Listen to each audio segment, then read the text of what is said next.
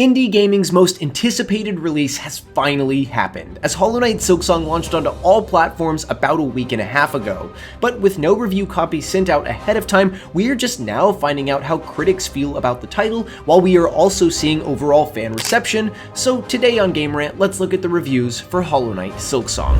Before we get into reviews, let me go over what Hollow Knight Silksong is for the three of you that don't already know. Hollow Knight Silksong is the sequel to Hollow Knight, taking place in a new location called Farloom. Both Hollow Knight games are Metroidvanias in which you fight bosses, explore areas, find abilities, retrace through those areas with those new abilities, and collect items. There are a lot of differences here in Silksong from Hollow Knight though. Combat is faster and more fluid, Hornet moves with a lot more speed and agility, healing is easier, you have a wide array of swappable equipment, including a new system called Crest, which change everything in your moveset, there are more enemies, there are more bosses, and all in all, the world just feels a lot more dense. All those player improvements though have led to the game ramping up its difficulty. Enemies hit for 2 health a lot of times, traversal is less forgiving, and benches are fewer and farther between. But difficulty is something that the reviewers end up talking about quite a bit, so we'll get back to that in a minute.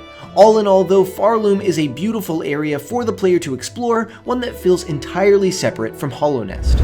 Okay, so now to those reviews. Currently, Hollow Knight Silksong sits at a 92% on OpenCritic with over 96% of reviewers recommending it. 9 out of 10 seems to be the consensus score here, with DualShockers, Metro Game Central, COG Connected, and IGN all giving the game a 9 out of 10. With IGN's Tom Marks saying Hollow Knight Silksong is packed full of sharp platforming, enticing exploration, and nail-biting combat that's all unapologetically challenging in just the right way. Monica Phillips from DualShockers gave the game a 9 out of 10, saying, Hollow Knight Silksong is an incredible game, only held back by a couple of questionable decisions. When the game is at its best, it's far beyond any game I've ever played, near perfect in its design, and a masterpiece that I can't put down. Almost every reviewer who gave the game a 9 out of 10 or an 8 out of 10 though, had the same reason for not giving the game a perfect score, that being difficulty. Dexerto's Joe Pring gave the game a 4 out of 5, saying, it's a shame that its fierce difficulty spike and pacing issues in the early game will absolutely turn less hardcore audiences away. But there were also reviewers who viewed this difficulty as either an excellent piece of the puzzle or a non-factor in the overall quality,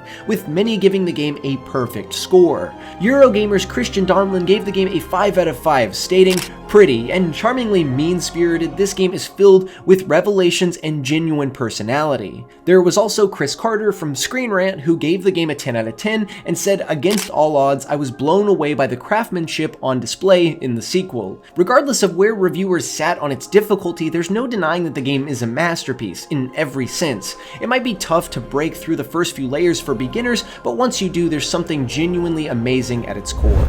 One benefit though of the game's lack of review copy is that fan reception and reviewer reception are able to be taken hand in hand. As such, we can look at Steam reviews to see truly where the player base lies, and the story is much of the same, with the game currently sitting at a 91% very positive rating with over 67,000 reviews in at the time of writing.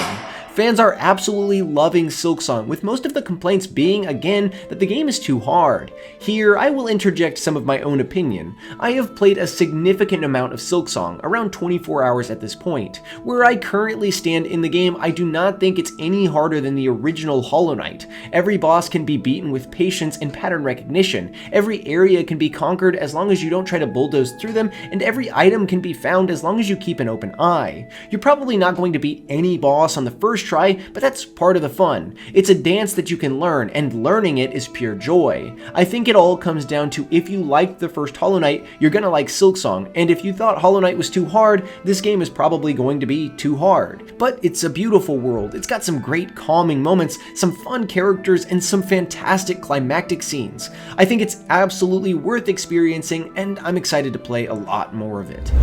But that's Hollow Knight Silksong. It currently feels like everything that fans have been hoping and dreaming for, albeit a little harder than we may have expected. Silksong will most likely receive updates, DLC content, and small tweaks to difficulty and bugs. As such, the game will only get better over its lifetime, creating more fun in Farloom for players to explore. It will also be interesting to see how Silksong will fare at the Game Awards. Its anticipation and its reception lead me to believe that it will definitely be among the finalists for Game of the Year, but it's got some stiff competition with Donkey Kong Bonanza, Clair Obscur Expedition 33, and Kingdom Come Deliverance 2, so only time will tell if Silksong can take home the coveted award. Will you be checking it out, or are you playing it already? Leave a comment down in the comments below, and thanks for watching.